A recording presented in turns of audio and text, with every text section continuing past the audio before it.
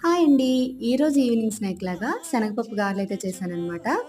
వీటిని ఎలా తయారు చేసుకోవాలో ఈరోజు వీడియోలో చూసేద్దాం. దీనికోసం ముందుగా ఒక కప్పు శనగపప్పుని ఒక గంట ముందు నానబెట్టుకోవాలి.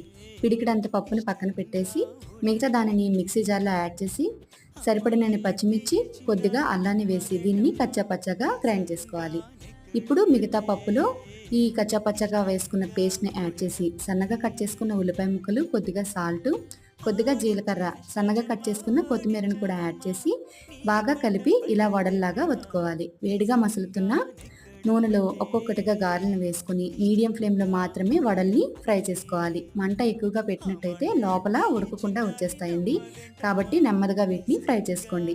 ఇలా గోల్డెన్ కలర్‌లోకి వచ్చిన తర్వాత వీటిని తీసుకొని వేరొక ప్లేట్‌లో వేసుకొని సర్వ్ చేసుకోవడమే. వేడి వేడి చాయ్‌తో వీటిని తింటే సూపర్ అంటే సూపర్ ఉంటాయండి. ప్లీజ్ వీడియో నచ్చితే లైక్ చేయండి, షేర్ చేయండి, సబ్స్క్రైబ్ చేసుకోండి. బాయ్.